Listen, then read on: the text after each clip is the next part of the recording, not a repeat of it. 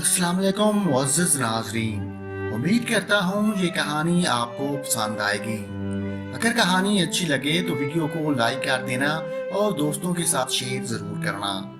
मज़ीद अच्छी कहानियों के लिए यूट्यूब चैनल को लाजमी सब्सक्राइब कर लें और साथ लगी बेल को भी ज़रूर दबा दें।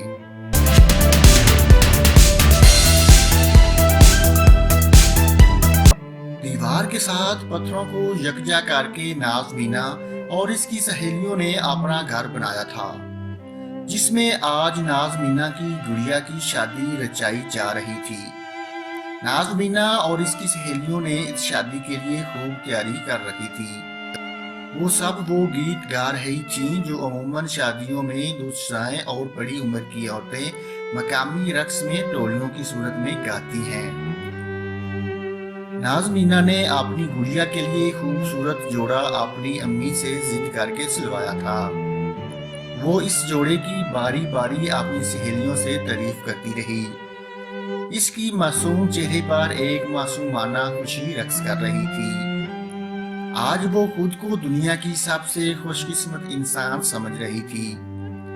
गुड़िया की शादी की आखिरी रस्मात नाज़मीना और इसकी सहेलियां अदा कर रही थीं कि नाज़मीना और इसकी सहेलियों की खूबसूरत आवाज़ों से मुअत्तर फिजा गोलियों की गरजदार आवाज़ों से आलूदा हो गई।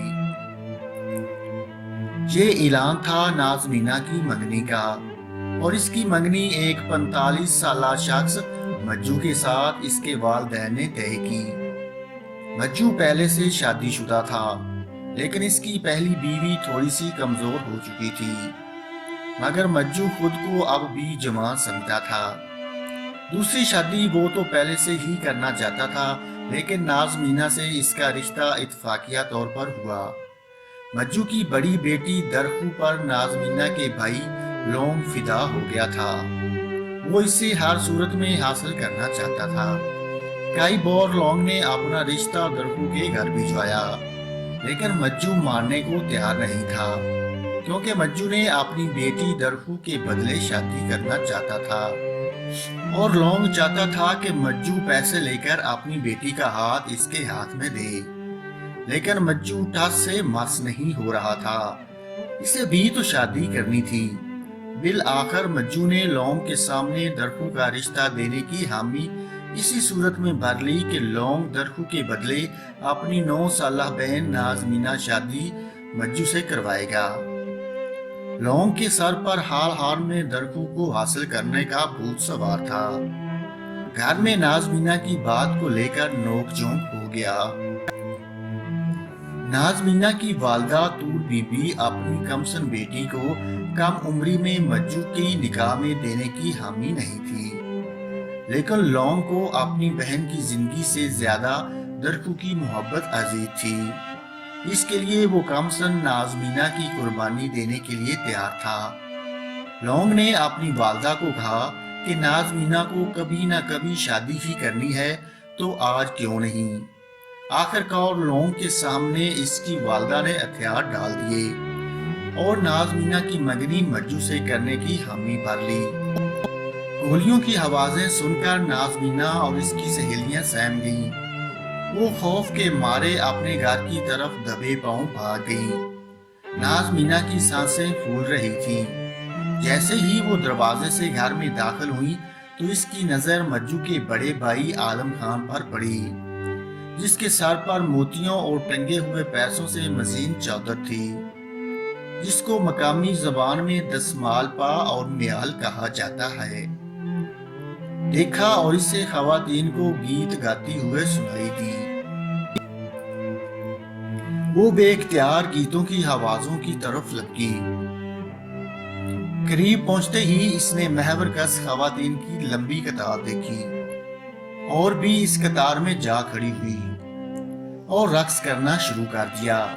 इसे नहीं पता था कि इसकी जिंदगी के साथ एक बहुत बड़ा जुल्म हो चुका है और वो अपनी जिंदगी की बर्बादी की खुशियां मनाने वाली खवातीन के साथ रक्स कर रही हैं।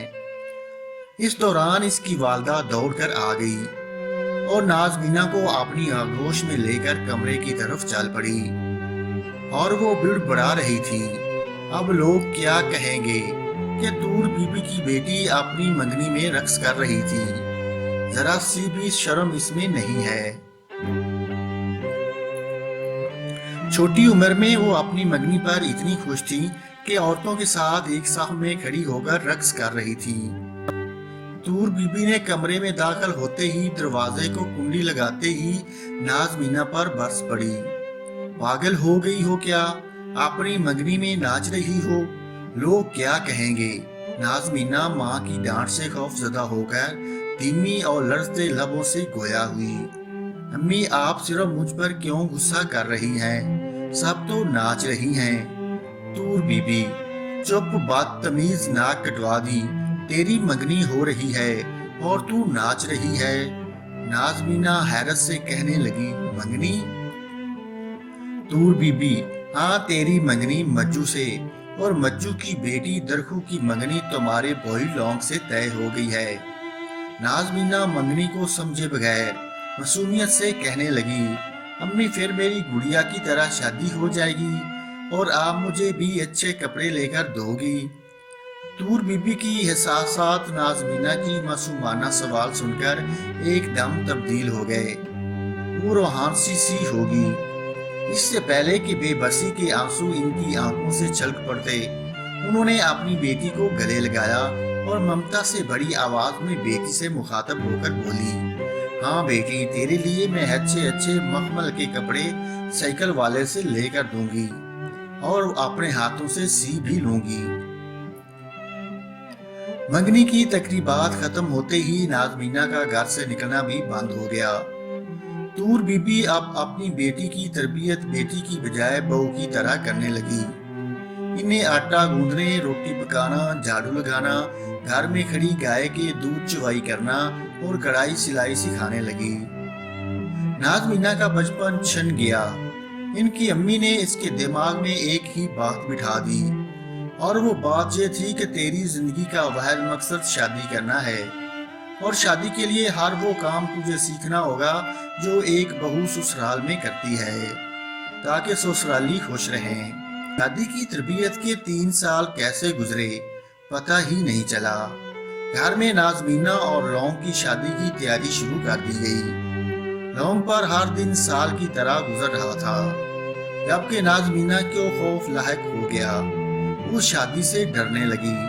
40 سالہ مجو سے بھی خوف آنے لگا۔ اب وہ شادی کا مفہوم سمجھ چکی تھی۔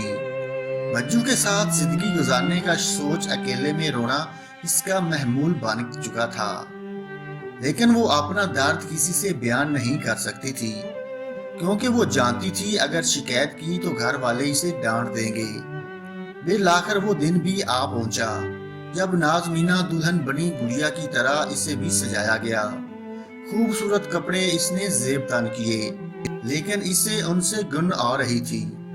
آج وہ خود کو بدقسمت انسان قرار دے رہی تھی۔ آج وہ رو بھی نہیں سکتی تھی، کیونکہ ان کے بھائی نے اسے دھمکی دی تھی کہ لوگوں کے سامنے رونا مت، کیونکہ لوگ پھر کہیں گے کہ ناز مینا کو مجو پسند نہیں، اور لوگوں طرح طرح کی باتیں بنائیں گے جس سے معاشرے میں ان کی بدنامی ہوگی۔ ناز مینا کا وجود تو اپنا تھا، لیکن اس وجود کے فیصلے دوسرے اپنی وجود کی جھوٹی انا اور تسکین کے لیے کر رہے تھے۔ ناز مینا اپنے ساتھ ہونے والے مظاہروں پر رونے کی حد کا بھی اختیار نہیں رکھتی تھی۔ وہ ایک پرزہ تھی جو استعمال ہو رہی تھی۔ ناز مینا کی شادی کو 1 سال ہی ہوا تھا کہ اس کا شوہر مجو گردے فیل ہونے کی وجہ سے اس دنیا سے رخصت ہو گیا۔ مجو کے رخصت ہوتے ہی مجو کے بڑے بھائی صادق اور خاندان کے دیگر مردوں کے درمیان ناز مینا کے ساتھ نکاح کو لے کر رسی کشی شروع ہو گئی۔ صادق ناز مینا پر اپنا حق جتا رہا تھا۔ ان کے مطابق ناز مینا سے وہی نکاح کرے گا کیونکہ ناز مینا اس کی بیوی تھی، اور رسم و رواج کے مطابق بھائی کی بیوہ پر بھائی کا ہی حق ہوتا ہے۔ لیکن خاندان کے دیگر مرد اس پر اپنا حق جتا رہے تھے، اور اس بات پر کئی بار ہاتھا پائی بھی ہوئی اور اسلحہ اٹھانے تک پہنچ گئی۔ پھر محلے والے بیچ بچاؤ کر کے معاملے کو کچھ دنوں تک رفع دفع کر دیتے۔ ایک رات صادق اپنے بیوی بچوں اور نازمینہ کو لے کر علاقے سے چپکے سے نکل گیا۔ کئی مہینے بعد پتہ چلا کہ 50 سالہ صادق نے نازمینہ سے نکاح کر لیا ہے۔